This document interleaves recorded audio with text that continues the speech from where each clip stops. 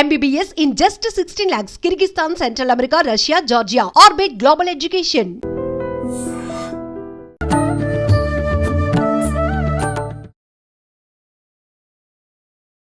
నమస్కారం. Welcome to I dream. ధర్మ మార్గం విత్ విజిత కార్యక్రమానికి స్వాగతం. ప్రస్తుతం మనతో పాటు ఉన్నారు శ్రీ కామాఖ్య అమృత శోధనా సంస్థ వ్యవస్థాపకురాలు వేణుశ్యామమ్మ గారు. ఇప్పుడు అమ్మతో మాట్లాడి మరిన్ని విషయాలు తెలుసుకుందాం. అమ్మ నమస్తే. అమ్మ, శ్రావణ మాసం ముగింపు దశకి రాబోతున్నాం. ఇది అయిపోయింది అంటే నెక్స్ట్ మనకొచ్చేది భాద్రపద మాసం. మరి భాద్రపద మాసం యొక్క విశిష్టత ఏంటి? ముఖ్యంగా భాద్రపద మాసం వచ్చింది అనంటే గణేష్ నవరాత్రులు. అసలు పిల్ల, పెద్ద తారతమ్యం లేకుండా మంచిగా భక్తితో ఎంజాయ్ చేసే రోజులేమైనా ఉన్నాయంటే ఈ నవరాత్రులే, వినాయక నవరాత్రులు. ఆ వినాయక చవితి విశిష్టత గురించి కూడా వివరించండి. వినాయకుడు ఆయన్ని గణపతి అని పిలుస్తున్నాం. అంటే ఏంటి? గణాలకి అధిపతి. అధిపతి. ఆ గణాలకి అధిపతి అయిన గణపతి మనకేమిస్తాడు అని ప్రశ్నించుకుంటే, అసలు గణపతి ఉపాసన ఎందుకు చేస్తాం? అంటే గణపతికి పూజ ఎందుకు చేస్తాం?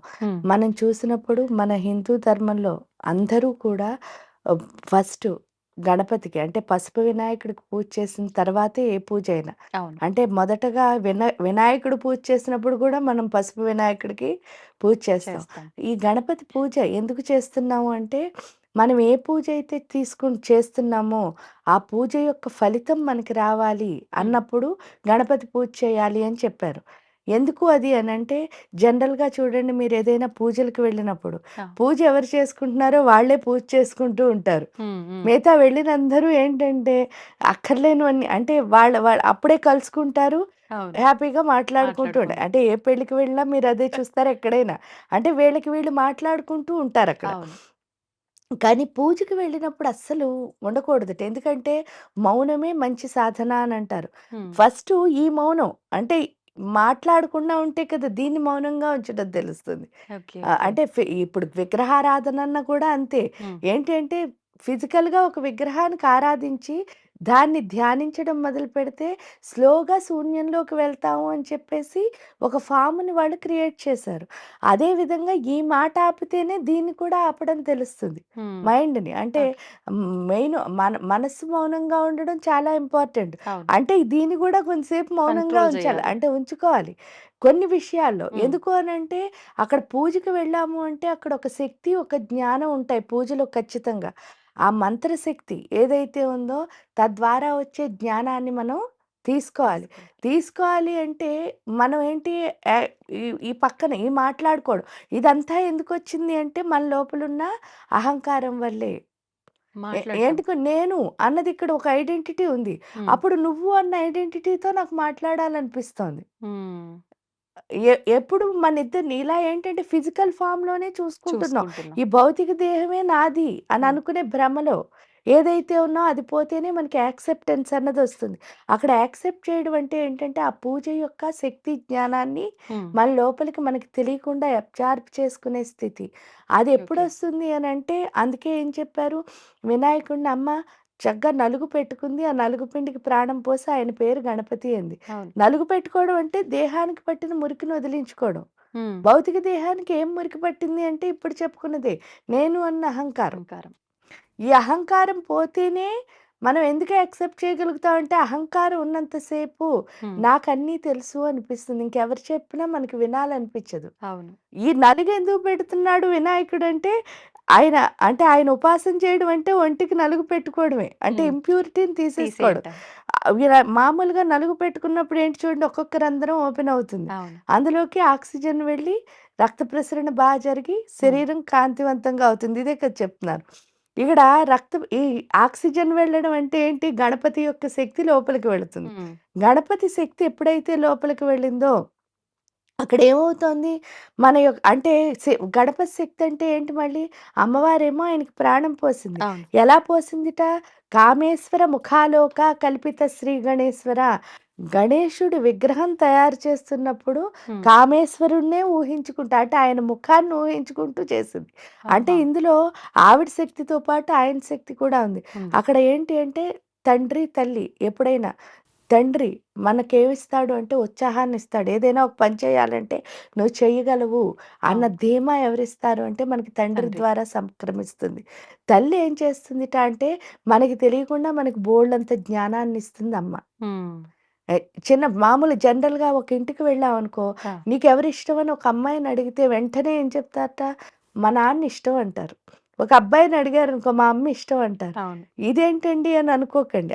నాన్న ఇష్టం అని అంటారు వాళ్ళు. హ్మ్. కానీ లైఫ్‌లో మిమ్మల్ని మీరు చూసుకున్నప్పుడు నాన్నంటే చాలా ఇష్టం అనిపిస్తూ ఉంటుంది కానీ, ఎక్కువ ఫాలో అయ్యేది అమ్మనే. అమ్మనే.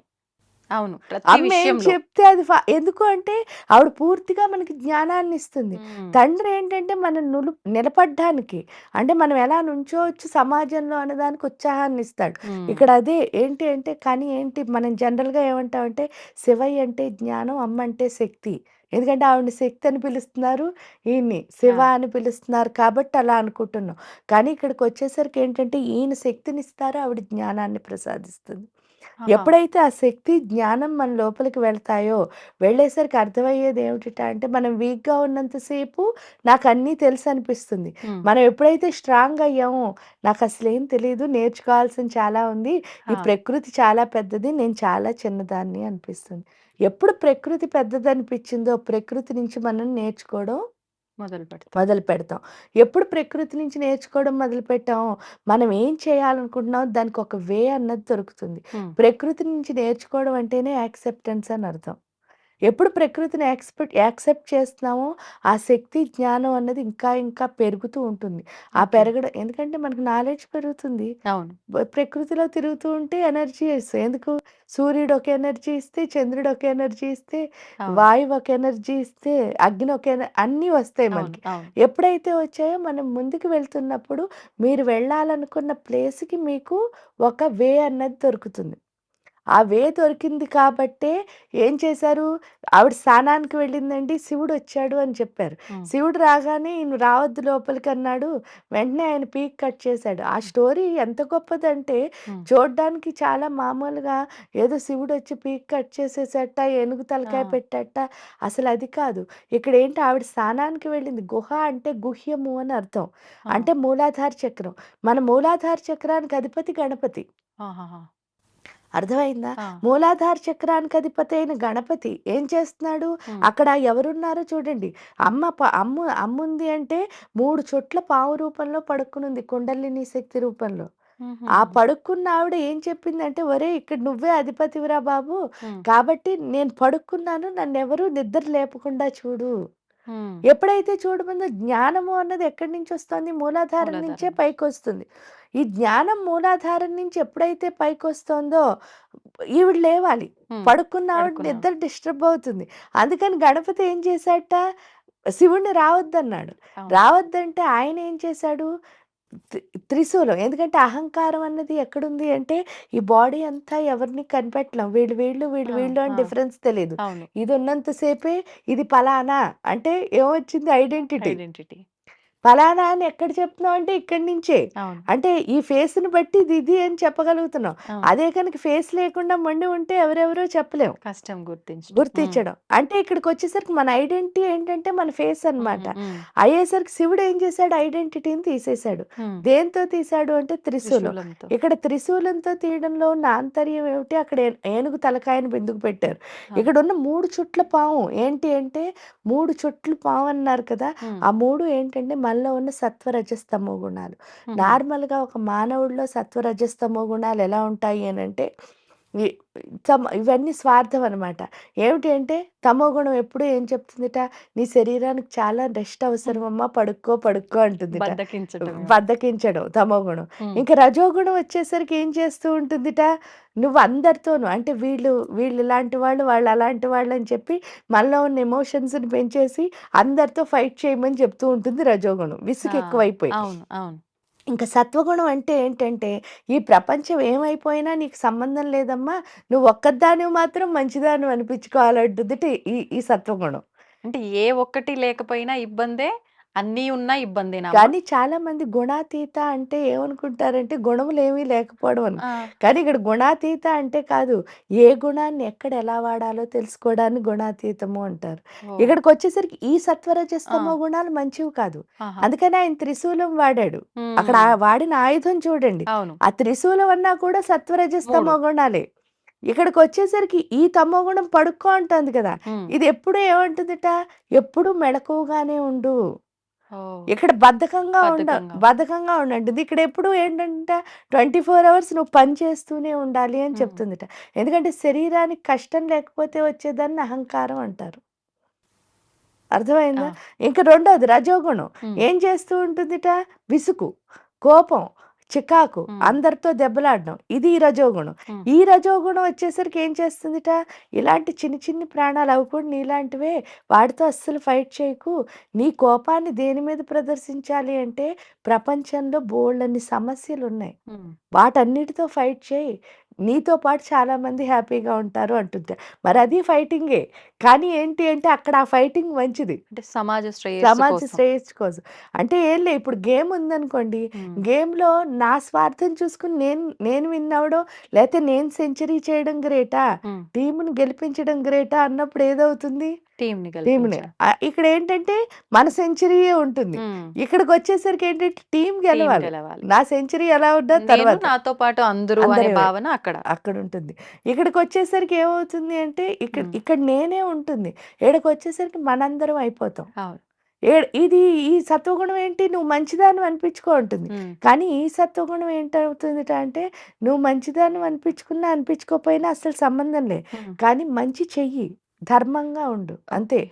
ఎందుకంటే ఇప్పుడు సపోజ్ చూడండి ఇద్దరు దెబ్బలాడుకున్నారు. హ్మ్. ఒకళ్ళకి మంచి అయితే డెఫినిట్‌గా రెండో వాళ్ళకి చెడ్డ అయిపోతావమ్మా. అంతే. ఏ కానీ ఇద్దరికీ మంచి అయ్యామంటే ఎవరి డిఫెక్టు? హ్మ్. మనమే డిఫెక్ట్ అది అర్థమైతే అవును. సరిపోదు. ఇద్దరూ మంచిదంటున్నారనుకోండి, హ్మ్. అప్పుడు మనం కరెక్ట్‌గా లేనట్టే. అవును. ధర్మం ఎప్పుడు ఏంటంటే ఒకళ్ళకి మంచయితే ఒక్కళ్ళకి. ఇంకోళ్ళకి చెడ్డ. అంతే. కాబట్టి ఇక్కడ ధర్మంగా ఉండడమే నేర్పిస్తుంది ఈ హ్మ్. సత్వగుణం. హ్మ్. ఏవైనా పర్వాలే. పర్వాలేదు. నీ పేరు ఏదైతే వస్తే మనకెందుకు? అంతే. మంచి చేయడం ఇంపార్టెంట్. అవును. ఇక్కడ అది నేర్పిస్తది. ఈ ఏనుగు తలకాయ హ్మ్. పెట్టడంలో కూడా ఏంటి ఆంతర్యం అంటే, ఈ సృష్టిలో ఉన్న జీవులన్నిటిలోనూ ఏనుగుకి చాలా పెద్ద అహంకారం ఉంటుందిట. ఆహా! ఆ పెద్ద అహంకారం ఏమిటి అంటే, మామూలుగా మానవుడికి ఉండే అహంకారం ఈ కాలు గోరు నుంచి తల వరకు అంతే. ఆ! నఖశిఖ పర్యంతం అంటారు. ఆ కాస్తే ఉంటుంది నేను, నేను అని. హ్మ్. కానీ ఈ ఏనుగుకి అలా ఉండదుట అహంకారం. ఈ సృష్టి అంతా నేనే ఉన్నాను. ఈ సృష్టి మొత్తం నా లోపలుంది అంటది. అదే పెద్ద అహంకారం అంటే. హ్మ్. దాన్నే మహత్తహంకారం అంటారు. ఆహా! ఆ మహత్తహంకారం అంటే మహత్తత్వం కలది. హ్మ్. అమ్మవారి దాంట్లో ఉంటుంది మహతి మేరు నిలయ అని. ఆ మహత్తత్వం అంటే అర్థం ఏమిటి అంటే సృష్టి అంతా నేనే ఉన్నాను. హ్మ్. ఈ సృష్టి మొత్తం నా లోపలుంది. ఎప్పుడైతే అది అర్థమైందో అన్నిట్లో మనని అవును. చూసుకోగలుగుతున్నామో ఇంక మనకి దేనిపైన అహంకారం ఏముంటుంది? ఉండదు. ఏముండదు. అది ఇక్కడ గణపతి సాధనలో మనకు అర్థమవుతుంది. పైగా ఈ ఏంటవుతుందంటే కుండలిని ఎనర్జీ ఎప్పుడైతే ఈ శివుడు అంటే జ్ఞానం లోపలికి ప్రవేశించిందో హ్మ్. వెంటనే కుండలినికి మేల్కొంటుంది. ఆ మేల్కొనేసరికి ఏమవుతుంది అంటే ఒక్కసారి ఎప్పుడైతే పైకి లేచిందో ఈ హ్మ్. మూలాధార, స్వాదిష్టాన చక్రాలు రెండిటికి ఒక ముడి ఉంటుంది. ఆ! లింక్ లాగా. ఆ ముడి పేరేంటి అంటే బ్రహ్మగ్రంథి అని పిలుస్తారు. ఈ కుండలిని ఆహా! లేవగానే బ్రహ్మగ్రంథి విభేదన హ్మ్. అన్నది జరుగుతుంది. ఎప్పుడు బ్రహ్మగ్రంథి విభేదన జరుగుతుందో అప్పుడు ఏమవుతుంది అనంటే మనకి అంటే ఇది సాధన చేయగా జరిగేది. హ్మ్. కుండలిని లేచిందని మనం అనుకున్నప్పుడు కాదు. హ్మ్. అది నిజంగా లేచినప్పుడు జరిగేది ఏంటంటే బ్రహ్మగ్రంథి విభేదన ఆ! అన్నది జరుగుతుంది. ఎప్పుడు జరిగిందో అప్పుడు ఏంటి అంటే బ్రహ్మ అంటే సృష్టికర్త. హ్మ్. మనకు అర్థమయ్యేది ఏంటంటే నేనెందుకు పుట్టాను? అంటే మనం పుట్టిన సృష్టి రహస్యం అవును. అన్నది ఆ గణపతి సాధనలో అర్థమవుతుంది. కాబట్టి గణపతికి ఎందుకంత ఇంపార్టెన్స్ అంటే ఈ భూమి మీదకి నేను ఎందుకొచ్చాను అన్న పర్పస్‌ని పర్పస్. ఎవరైతే మనకి తెలియచేస్తారో ఆయన పేరే గణపతి. హ్మ్. అందుకే ఆయన పక్కన సిద్ధి, బుద్ధి, భార్యలని చెప్తారు. అవును. బుద్ధి అంటే ఏంటి? మనలో ఉన్న యాటిట్యూడ్ హ్మ్. ఏదైతే ఉందో దృష్టి లోపం. ఆ దృష్టి లోపాన్ని ఎవరైతే తీసేస్తారో ఆయనే గణపతి. ఆహాహా! ఎందుకు మనకన్నీ తెలుసని తెలుసు. ఒకటుంది కదా! దానివల్ల అందరిని బ్లేమ్ చేస్తూ అవును. ఉన్నాం కదా! అంటే అవును. ఆ దృష్టిలోపం మొత్తం పోయింది. హ్మ్. ఎప్పుడైతే దృష్టిలోపం అంతా పోయిందో అప్పుడేమవుతోంది? సిద్ధి. హ్మ్. అంటే మనం అనుకున్న పని మీద కమిట్ అయ్యి కూర్చోగలిగే స్థితి ఏదైతే ఉందో హ్మ్. ఆ స్థితినిస్తాడు గణపతి. అప్పటి వరకు ఏంటంటే అందుకే విఘ్నాలుండవంటారు. హ్మ్. మనం ఏం చేస్తుంటే ఇంబాలెన్సే చేస్తాననడం చెయ్యకపోవడం. చెయ్యకపోవడం.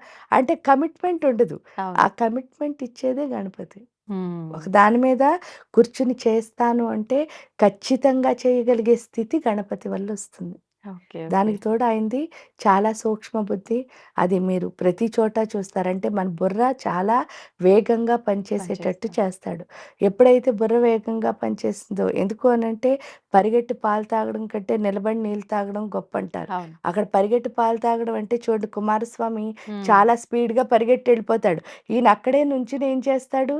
3 తల్లిదండ్రుల ప్రదక్షిణ. తల్లిదండ్రుల చుట్టూ 3 సార్లు ప్రదక్షిణ చేశారు. ఆ! ఇంకా అంటే అంత టెన్షన్‌లో నేను చెయ్యగలను అని ధీమా, అహంకారం అక్కడ కనిపిస్తే, హ్మ్. ఇక్కడ నేను చేయలేనని తెలిసినప్పుడు భయమేస్తుంది అవును. నార్మల్‌గా. అవును. ఆ భయం లేకుండా బుర్రలో ఆలోచనొచ్చింది అంటే వాడు చాలా బ్యాలెన్స్. హ్మ్. ఎందుకంటే ఇక్కడ 2 ఉంటాయమ్మా. జ్ఞానం అని ఒకటుంటుంది, తెలివని ఒకటుంటుంది. తెలివికి, 2 జ్ఞానానికి సెపరేట్. 2 సెపరేట్. ఆ! చూడ్డానికి ఒకటే అనిపిస్తూ ఉంటుంది. అవును. తెలివంటే ఏంటి? ఏంటి అనంటే మీరు 10థ్ పాస్ అయిపోయారనుకోండి, హ్మ్. మీ చెల్లి 9థ్ నుంచి 10థ్‌కొస్తుంది. హ్మ్. వస్తే మీరప్పుడు పేపర్ ఎలా రాయాలో, ఇదెలా చేయాలో, అక్కడ ఎలా ఉండాలో ఇవన్నీ చెప్తారు. చెప్పడం. ఎందుకంటే ఆల్రెడీ మీరు దాటేసారు కాబట్టి. ఎక్స్‌పీరియన్స్. ఆ! దాన్నేమంటారంటే తెలివంటారు. ఆ! అంటే మీరు మామూలుగా చేసుకుంటూ వెళ్తున్నారు. హ్మ్. జ్ఞానం అంటే ఏంటంటే, మీరు 10థ్ క్లాస్ పరీక్ష రాస్తున్నప్పుడు ఇవన్నీ ఫాలో అయితే దాన్ని జ్ఞానం అంటారు. అంటే ఆ సిట్యుయేషన్‌లో మీరంత బ్యాలెన్స్‌గా అప్పుడు ఉండాలి. మనం ఎలా హ్యాండిల్ చేసామో అది. అది బ్యాలెన్స్. అంటే మీరెంత బ్యాలెన్స్‌గా సిట్యుయేషన్‌ని హ్యాండిల్ చేశారు తెలివిగా హ్మ్. అన్నదాన్ని జ్ఞానం అంటారు. ఓకే. ఓకే. మన దగ్గరికొచ్చేసరికి చాలామంది మీరు చూస్తే సలహాలందరికీ ఇచ్చి ఇస్తారు. వాళ్ళ దగ్గరికొచ్చేసరికి ఏమవుతుంది? పప్పులో కాలు. అది అది అంటే టెన్షన్ అయిపోతూ ఉంటారు. అవును. ఆ టెన్షన్ ఉండకుండా హ్మ్. సిట్యుయేషన్ ప్రకారం ఎవరైతే నడుస్తారో వాళ్ళని జ్ఞానులు అని పిలుస్తారు. హ్మ్. అంతే తేడా. అంటే ఇవన్నీ మనకు సిద్ధించాలి అంటే గణపతి గణపతిని ఆరాధిస్తే చేసిపోతుంది. సరిపోతుందంటారు. అంటే అది మనం ఇది ఇప్పుడు ఏదైతే హడావిడి చేస్తున్నామో పూజలు ఇవన్నీ నవరాత్రుల్లో అదంతా కాకపోయినా గణపతి మంత్రం చేసుకున్నా సరిపోతుందమ్మా? గణపతి మంత్రం చేయొచ్చు. హ్మ్. లేదంటే అక్కడ అష్టోత్తర శతనామావళి ఇది ఏదైతే ఉందో అవన్నీ చేసుకోవచ్చు. హ్మ్. ఏ గణపతికి ఎంత చేస్తే ఇగో ఇవన్నీ మనకంత బాగా వస్తాయి. వస్తాయి. వస్తాయి. అవును. అవి రావాలి అంటే ఖచ్చితంగా చేసి తీరాలి. దానికి చేసుకోవాలి. తోడు మనం ఉండ్రాళ్ళ నైవేద్యం పెడతాం. అవును. దానికి కూడా ఒకటుంది. ఏంటి అంటే జనరల్‌గా మూలాధార చక్రానికి ఉన్న లక్షణం మొండితనం. ఆహా! మొండితనం అంటే ఏంటంటే, హ్మ్. ప్రతి ఒక్కళ్ళు నా అండర్ కంట్రోల్‌లో ఉండాలి అని ప్రతి ఒక్కళ్ళకి ఉంటుంది. ఇది సాధ్యం గాదు. సాధ్యం అని కాదు. తెలిసినా సరే, మనం ఏం చేస్తూ ఉంటాం, అందరి చుట్టూ నా హ్మ్. చేతిలో ఉండాలి. అందరి చుట్టూ నా చేతిలో ఉండాలి అంటే, ఈ సృష్టిలో ఒక్కళ్ళకి కూడా అవ్వదు. అవ్వదు. అక్కడికి వెళ్ళిన తర్వాత ఆ మోదకాలు ఏవైతే పెడుతున్నామో, అవి ఎందుకు పెడుతున్నాం అంటే, హ్మ్. నాలో ఉన్న ఆ యొక్క మొండితనాన్ని తీసేయి తండ్రి. హ్మ్. దాన్నే ప్రమోదం అంటారు. ఆ ప్రమోదం ఎప్పుడైతే వస్తుందో ఇక్కడ ఏమవుతుందంటే సమృద్ధిం ప్రమోదం. ఆ! అంటే మన లోపలున్న ఆ యొక్క ప్రేమతత్వం ఏమవుతుందిట? నేను కమాండ్ చేస్తే నాతో ఒక్కళ్ళు కూడా ఉండరు. హ్మ్. ప్రేమిస్తే మాత్రమే ఉంటారు అని తెలుస్తుందిట. ఓహ్! ఎప్పుడైతే అర్థమైందో ప్రేమతో ఎన్ని రోజులైనా వాళ్ళని కట్టిపడేయొచ్చు తప్ప కంట్రోల్ చేసి ఒక్క పూట కూడా వాళ్ళని ఉండలేదు. ఉంచలేము. మొత్తానికే ఇబ్బంది పడే అవకాశాలు అందువల్లే ఏర్పడతాయి. మనం అందరితో దూరం అయిపోతున్నాం. ఆ హ్మ్. సెపరేషన్ ఏదైతే అయిపోయిందో మనకి ప్రతి దాంతోనూ ఆ డిస్‌కనెక్షన్ ఏదైతే ఉందో వేర్పాటు అన్నది. హ్మ్. ఆ వేర్పాటు పోయి మళ్ళీ అందరినీ కలిపేది కూడా ఎవరు అంటే గణపతే. వినాయకుడు. హ్మ్. కాబట్టి మనందరం కలిసుండాలి అంటే పైగా ఏంటి అంటే లలితా ఉపాసనలో మొదటిగా మనం గణపతికే ఉపాసిస్తాం. ఆ! ఆ ఉపాసించడానికి కూడా కారణం ఏమిటి అంటే హ్మ్. ఆ తల్లిని చేరడానికి ఈయన మార్గం చూపిస్తాడు. ఓహ్! అంటే ఎలా వెళ్ళాలి అన్న అవును. త్రోవ చూపిస్తాడు. అది ఆహాహా! గణపతి మనకు చేసే హెల్ప్. హుహుహు. అంటే ఈ రకంగా గూడా అనుకోవచ్చా అమ్మ? మనకు భాద్రపద మాసం అయిపోయిన మరుక్షణమే మళ్ళీ నవరాత్రులు గూడా లాస్ట్ ప్రారంభమవుతాయి కదా! ఆయన అమ్మవారికి. తీసుకెళ్తాము. ఓహ్! మీరిక్కడ చూస్తే అదే శ్రావణ ఆ! మాసం. శ్రావణ మాసంలో ఏంటి అంటే గౌరీదేవి, లక్ష్మీదేవిని ఆ! కొలుస్తున్నాం మనం. అవును. ఏ గౌరీదేవిని, లక్ష్మీదేవిని ఇక్కడ శివుడిని కూడా కొలుస్తారు. హ్మ్. కొంతసేపు ప్రాంతాన్ని బట్టి. విష్ణుమూర్తిని కూడా కొలుస్తాం. ఎందుకంటే శ్రవణ నక్షత్రంతో ఆ! ఉన్నది కాబట్టి శ్రావణ శ్రావణ మాసం. మాసం. ఇక్కడికొచ్చేసరికి చూడండి గౌరీని, లక్ష్మిని కొలిచి హ్మ్. ఫైనల్‌గా ఎక్కడికెళ్తున్నాం అంటే చాతుర్మాస్య దీక్ష అంటారు. ఇప్పుడే ఆ! మొదలుపెట్టాం. అంటే ఆషాఢ మాసం లాస్ట్‌లో 15 రోజులు మొదలుపెడతాం. హ్మ్. మొదలుపెట్టిన తర్వాత శ్రావణ మాసం నుంచి కార్తీక హ్మ్. మాసం వరకు మనం ఈ చాతుర్మాస్య దీక్ష చేస్తారు. అవును. ఇక్కడ గౌరీదేవి, లక్ష్మీదేవిని కొలిచి చివరికి ఎక్కడికెళ్తాం కార్తీక మాసంలో అని చూసినప్పుడు శివుడు, విష్ణుమూర్తిలో విష్ణుమూర్తి. కలుస్తున్నాం. అవును. అదే అక్కడ జరుగుతోంది.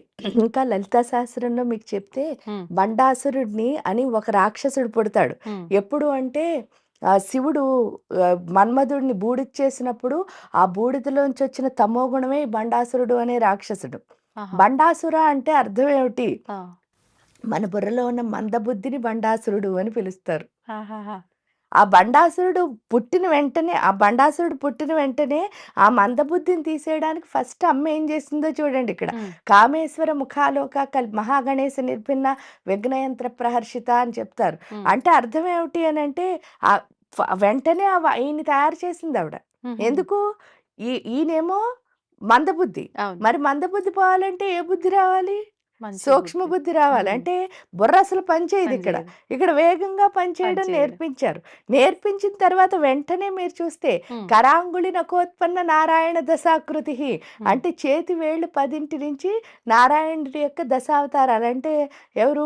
మత్స్య, కూర్మ, వర, అవును. నరసింహ ఈ అవతారాలన్నీ వస్తాయి. హ్మ్. ఇవెందుకు అనంటే ఎప్పుడైతే మనలో మందబుద్ధి ఉందో అప్పుడేంటి అంటే బాగా అహంకారం వచ్చేస్తుంది. అంటే వాళ్ళ బుర్ర పనిచేయదు. పనిచేయక ఏం చేస్తారు? హ్మ్. అందరితో గొడవలాడి విడిపోయి నాకంటే గొప్ప లేదు అన్న పిచ్చితనం అవును. వచ్చేస్తుంది. అది అవును.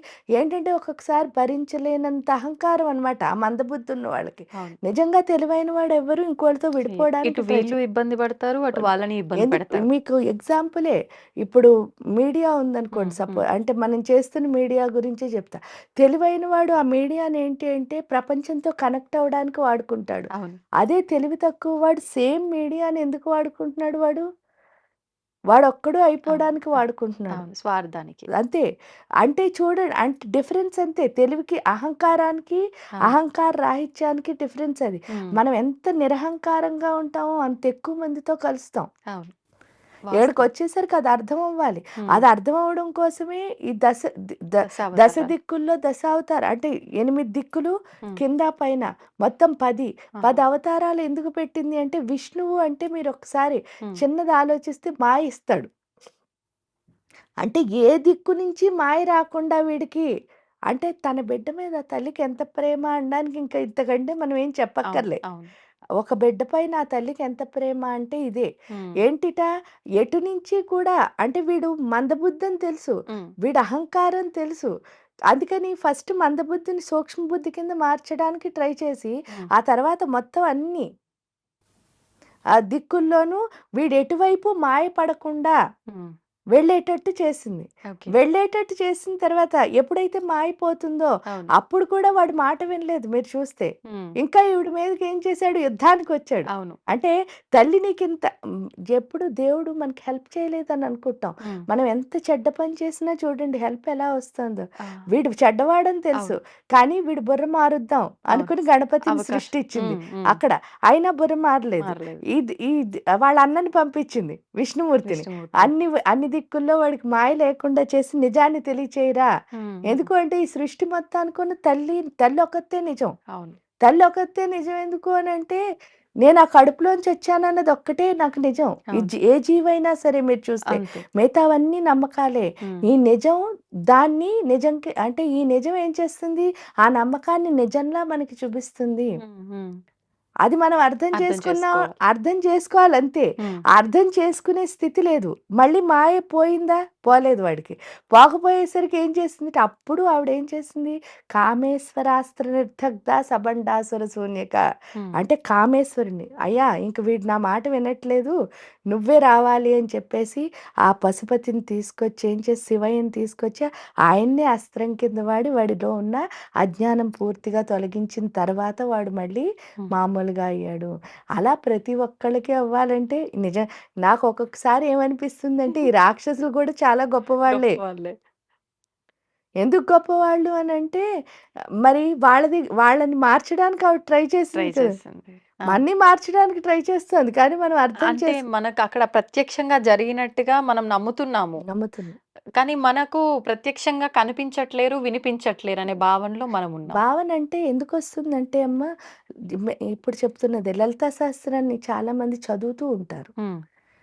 ఆ చదవడం వల్లే ఆ భావనలో ఉండిపోతాం. అవును. ఎందువల్ల మనం రామాయణం చదువుకున్నాం. మనం చదవకపోయినా హ్మ్. మన స్కూల్లో చిన్నప్పుడు లెసన్స్‌లో చెప్పారు. అవును. లేదా మన మా అమ్మలు, పెద్దవాళ్ళు. తాతయ్యలు చెప్పారు. లేదా మనం ఇప్పుడు చూస్తున్న టీవీల్లో అవును. స్టోరీస్ చెప్తున్నారు. వింటున్నాం. అన్నీ వింటున్నాం. మనం జస్ట్ చదివాం, విన్నాం అంతే. హ్మ్. కానీ దాన్ని మనం అనుభవంలోకి తెచ్చుకోవాలంటే ఏం చేయాలి? ఆచరించాలి. సాధన చేయాలి, ఆచరిస్తేనే కదా అది అవును. అభ్యాసం. మనం అభ్యాసం చేయలేదు. అవును. అభ్యాసం చేయకపోవడం వల్ల ఏంటి అంటే జస్ట్ చదువుతున్నాం అంతే. అంతే. అంటే జ్ఞానాన్ని తెలుసుకోవట్లేదు. తెలుసుకోవట్లేదు. ఇప్పుడు లలిత అన్నది చదవకూడదు ఎప్పుడు. హ్మ్. అదేంటండి అని అంటారు. లలితా సహస్రనామాలు అసలు చదవకూడదు. హ్మ్. లలితా సహస్రనామాలను ఏం చేయాలంటే ఫాలో అవ్వాలి. హ్మ్. ఫాలో అవ్వాలంటే అందులో ఉన్న ఒక్కొక్క లక్షణం ఎవరికి రావాలి? మనకి హ్మ్. రావాలి. మనకి రావాలి కాబట్టి ఇక్కడ ఏం చేశారు చూడండి. ఫస్ట్ లక్ష్మీ సరస్వతులు, హ్మ్. సచామర రమావాణి సవ్యదక్షిణ సేవిత కదా! హ్మ్. ఇప్పుడు పార్వతి, గౌరీదేవి ఏం చేస్తుంది? మనలో ఉన్న ఆత్మశక్తి అన్నది పెంచుతోంది. హ్మ్. అందుకే వారాహి ముందు వారాహి నవరాత్రులు చేసుకున్న అవును. ఆషాఢ మాసంలో. అవును. ఇక్కడ వారాహి అమ్మవారు అంటే ఏంటి? జ్ఞానశక్తి. హ్మ్. మనలో జ్ఞానాన్ని ఎప్పుడైతే పెంచిందో, పార్వతీ అమ్మవారు ఏం చేస్తుంది? మన ఆత్మశక్తిని అంటే ఆత్మ సాక్షాత్కార సిద్ధి, నన్ను నేను చూసుకోవడం, హ్మ్. డీవియేషన్‌లేవి లేకుండా నేర్పిస్తోంది. అవును. జ్ఞానం, డీవియేషన్‌లేవి లేవు. వచ్చేసరికి లక్ష్మి హ్మ్. ఏం చేస్తుంది అంటే, ఫస్ట్ మనకున్న మాయలన్నీ తొలగిస్తుంది. హ్మ్. ఈ ముగ్గురు 3 చేశారు ఆషాఢ, శ్రావణ మాసాల్లో. అవును. భాద్రపద మాసానికొచ్చేసరికి ఏమైంది అంటే, వినాయకుడు ఎలా అమ్మ దగ్గరికి చేరాలో నేర్పించాడు. అవును. నేర్పించిన తర్వాత అమ్మే వచ్చింది. హ్మ్. అమ్మే వచ్చి ఏం చేసింది? చక్కగా తీసుకువెళ్ళింది. అమ్మొచ్చి తీసుకొని వెళ్ళి మళ్ళీ హ్మ్. శివ, విష్ణుమూర్తి. విష్ణుమూర్తి. శివకేశవులకి ప్రీతికరమైన మాసం కార్తీక మాసం. అవును. ఏమైంది? యో అక్కడ కూడా మనం చూస్తే ఎప్పుడు నిద్రలో ఉన్న మనల్ని హ్మ్. ఏం చేశారాయన? యోగ నిద్ర ఆ! అంటే మెలకువగా ఉండేటట్టు చేశాడు. చేశారు. శివుడంటే పూర్తిగా జ్ఞానమే. అవును. ఇక్కడ ఏం చేసావు? కామేశ్వరాస్త్రం అక్కడే వాడింది మరి. హ్మ్. హ్మ్. మనలో ఉన్న పూర్తిగా ఉన్న అజ్ఞానాలన్నీ తీసేసి. అలా చేస్తే చాతుర్మాస్య దీక్ష హ్మ్. నిజంగా ఏమవుతామంటే పూర్తిగా ఆ పశుపతత్వం ఏదైతే ఉందో ఆ జ్ఞానము అన్నది మనకొస్తుంది. హ్మ్. శ్రీ విద్యా ఉపాసన అంటే కూడా చాలామంది అమ్మవారికి సంబంధించిన ఉపాసన మాత్రమే అని అనుకుంటారు. హ్మ్. కానీ ఇక్కడ శ్రీ విద్యా ఉపాసన అంటే ఏంటి అంటే శివాశక్తుల యొక్క ఉపాసన. ఆహా! అందుకే శివ శివశక్తి ఐక్య రూపిణి లలితాంబిక అర్ధనారీశ్వర తత్వమే చెప్తుంది శ్రీ విద్యా ఉపాసన. హుహు. ఈ సృష్టంతా అర్ధనారీశ్వర తత్వమే ఆ! అని ప్రతి దాంట్లోనూ దాన్ని చూడగలిగే స్థితి హ్మ్. ఏదైతే ఉందో అది ఇచ్చేదే శ్రీ విద్యా ఉపాసన. ఫైనల్‌గా కార్తీక మాసంలో శ్రీ విద్యా ఉపాసకులం అయిపోతాం అందరం. కానీ అలా వారాహి అన్నీ నుంచి ఆచరిస్తూ వస్తేనే ఆచరిస్తూ వస్తే. అంతేకాని చదివితే ఏం ఉపయోగం లేదు. ఉపయోగం లేదు. అది చదువుకుంటున్నానంటే ఉపయోగం లేదు. హ్మ్. ఎందుకు? బోలెడన్నొద్దు. మీరు స్కూల్లో చదువుకుంటారు. అవును. అది మీ ఉద్యోగంలో పనికిరాదు కదమ్మా! అంతే. అంతే. మీ అమ్మగారు వంట హ్మ్. చేస్తారనుకో, రోజు మీరు చూస్తూ ఉంటారు. నాకొచ్చేసి అనుకోవచ్చు. హ్మ్. కానీ మీరు నిజంగా వంట ప్రాక్టికల్‌గా చేసినప్పుడు అదెప్పుడు మీకు పనికిరాదు. అంతే. అంతే. ఏదైనా అంతే. అవును. ఈ సృష్టిలో ఏ పనైనా అంతే. దాని లోతు తెలియాలి అంటే నేనక్కడ ఆచరించాలి. ఆచరించాలి. అందుకే ప్రాక్టీస్. సలహా ఇవ్వడం ఈజీ. హ్మ్. పని చేయడం చాలా కష్టం. కష్టం. గురూజీ ఎప్పుడూ ఒకటే చెప్పేవారు. హ్మ్. ఏంటంటే ఎప్పుడూ ఎవరికీ చెప్పకూడదు ఆ! ఏదైనా. చెప్పా చేసే ముందా? చేసే ముందు ఇది చేస్తాను అంటే ఇలా చేసేయి, అలా చేసేయి అని చెప్పకూడదనేవారు. ఆహా! ఎప్పుడు చెప్పొచ్చు అంటే నువ్వు చేసిన తర్వాత చెప్పొచ్చు. ఓహ్! లేదా ఇప్పుడు నువ్వు పొరపాటున నాలుక చెప్పలేంగా వచ్చేసిందనుకో హ్మ్. హ్మ్. నోట్లోంచి, ఆ నెక్స్ట్ మినిట్ నుంచి మనం దాన్ని ట్రై చేయాలి. ఎందువల్ల ట్రై చేయాలి అంటే దాని లోతు ఏంటో తెలియకుండా నువ్వు పక్క వాళ్ళకి ఎలా చెప్పేసావు. సలహా ఇచ్చేస్తావు? హ్మ్. అనుభవం ఉండాలి మనకి అనుభవం ఏదైనా ఉండాలమ్మా. ముందర. అనుభవం లేకుండా ఎప్పుడు హ్మ్. అది చెప్పడం వల్ల ఏమవుతుందంటే ఒక్కొక్కసారి ఇప్పుడు చూడండి డ్రైవింగ్ ఏముంది ఇలా ఇలా ఏమవుతుంది తర్వాత? ప్రమాదాలు. అవును. అదే జరుగుతుంది. హ్మ్. చిన్న పిల్లలు వాళ్ళ తండ్రో, తల్లో డ్రైవ్ చేస్తుంటే పక్క సీట్‌లో కూర్చొని ఆ! నేను ఆ! చేస్తా అంటారు. ఇచ్చేస్తారా? వినరు. వాళ్ళేమనుకుంటున్నారు ఇలా ఇలా అనడం ఒకటే అవును. అనుకుంటున్నారు. అవును. అది తెలియాలి అంటే దాని లోతు మనం డ్రైవింగ్ నేర్చుకోవాలి. నేర్చుకోవాలి. అలాగే సాధన చేస్తేనే దాని లోతు తెలుస్తుంది తప్ప, హ్మ్. చదివితే దాని లోతు తెలీదు. తెలీదు. అద్భుతమైన వివరణమ్మా. ధన్యవాదాలు.